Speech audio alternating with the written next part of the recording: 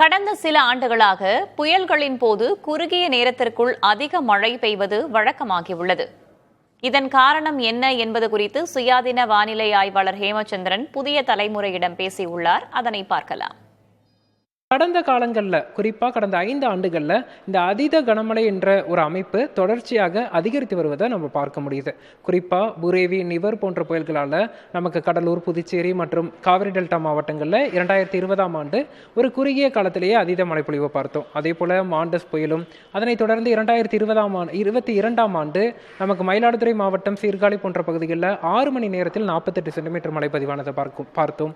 அதனைத் தொடர்ந்து 2023ஆம் ஆண்டு மிக்ஜம் புயல் சென்னை உள்ளிட்ட வட மாவட்டங்களில் ஒரு குறுகிய நேரத்திலேயே அதீத மழை பொழிவும், 2024ஆம் ஆண்டு புதுச்சேரி, விழுப்புரம், கடலூர் மற்றும் கிருஷ்ணகிரி மாவட்டத்தின் ஊத்தங்கரை வரைக்கும் பெஞ்சல் புயல் காரணமாக ஒரு 6 மணி நேரத்திலேயே 50 சென்டிமீட்டர் அளவிற்கு மழைப்பொழிவு பதிவானதை பார்க்க முடிந்தது.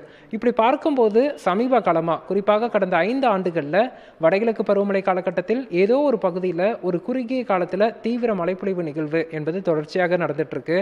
அதிலும் 2008ஆம் ஆண்டு நமக்கு நிசா புயலின் தாக்கத்தினால தஞ்சாவூர் மாவட்டம் ஒரத்தநாட்டில் 2 நாட்களில் பதிவான 99 சென்டிமீட்டரே சமவெளி பகுதிகளில் அதிகபட்ச மழையளவாக இருந்தது. ஆனால் அந்த நிலவரம் பார்த்தோம்னா 2023ஆம் ஆண்டு ஒரு காற்று சுழற்சினால தென் மாவட்டங்களில் பெய்த மழையில் மொத்தமாக மாறிவிட்டது.